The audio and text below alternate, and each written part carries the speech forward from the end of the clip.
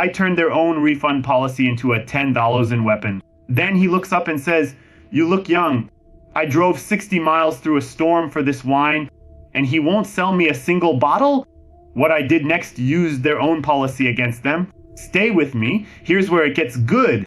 There's one wine I pair with food for holidays. The only store carrying it sat 60 miles away. It used to be my regular spot before I moved. 2 counties away now, but I wanted it badly. So I drive out, rain hammering the windshield. I grab the wine and load up for holiday parties. I'm in there a full hour, cart stacked high. Then it's time to check out and everything changes. The cashier asks for my ID, I hand it over. Then she asks to see the other person's ID. Other person. I came here completely alone. She says, "Well, I have to get my manager." Fine, whatever, I've shopped here 4 years straight. The manager walks out with a story I didn't tell. He says she told him I came in with someone. Someone has to return with their own ID. He won't sell me anything tonight, period. I tell him plainly I wasn't with anyone. He takes my ID, studies it, and smirks. "Unfortunately, you look young," he says. "I'm holding back now." "Are you serious right now?" He shrugs. "You can come back tomorrow." "Alone?" He's giggling, actually giggling at me. Here's where it gets worse. I head back up. I tell him I've shopped this store for years. I tell him about the 60-mile drive tonight. Even offer a second form of ID. He just laughs softer and says no again. So I leave. It's 9 at night now. An hour and a half home through the storm. Rain, headlights, and white-hot anger the whole way. I'm up all night replaying every smug word. Next day, I go to the store near home. It's out of my wine. That's why I drove far. The staff there are pleasant, like always. They ring me up and don't even ID me, which tells me everything about the other location. That guy was on some kind of power trip. Then an email lands in my inbox. Total Wine wants me to review my experience. They send it every visit. I never fill it out. This time I select the bad location. I write down exactly what happened word for word. The next day my phone rings. It's the store. Turns out the giggling guy was only an assistant.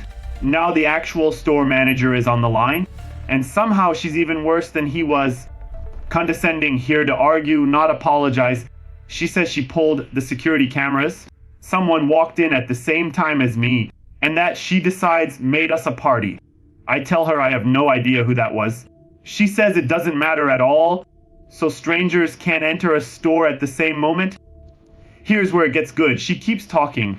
She says employees were watching me the whole time. The stranger left 30 minutes before checkout, and they saw the entire thing on camera. So let me get this completely straight with you. You watched a stranger leave half an hour early. You knew the supposed party was already gone, and you let me shop for 30 more minutes, knowing you'd deny me at the register anyway. I ask why nobody said a single word then. We could have cleared it up on the spot. Instead, you wasted an hour of my night. She doubles down. A person can't just leave a store. To finish the sale, they'd have to drive back with their ID. For my purchase, one word of apology, just poking the fire. 2 days in and she's making it personal. Here's the mistake she didn't see coming. I decided to actually read their store policy. And their policy told a different story. It says the rule applies to your party at checkout. Whoever stands with you when you pay, that's it. Not strangers who wandered out half an hour earlier. They broke their own rule to humiliate me. Then I find a second policy buried lower. Any online order not picked up within a week gets a full refund to the original payment method. Read that twice, a full automatic refund. That night my friends are over, drinks in hand. I tell the whole story and they're stunned. I know people who worked retail through COVID. I know what big curbside orders do to them. Those bulky pickups eat the entire order shelf. They take up space for days on end. So drunk and furious, an idea clicks into place. I'll enforce their own policy right back on them. I open the app and start a curbside order. Total $10,000, soonest possible pickup. They promise any order ready in 3 hours. I'm not buying the expensive stuff. I hunt for the cheapest, heaviest bottles they sell. Maximum weight, maximum volume, maximum shelf space. Crates and crates of it by their own rules. 3 hours later, 10 grand sits ready for pickup. swallowing their shelf, their labor, their floor space, and I never drive out to claim a thing. Day after day, it sits there untouched, mocking them. A full week passes, their own policy kicks in. Every dollar refund straight back to my card. They lost nothing but time, space, and their pride.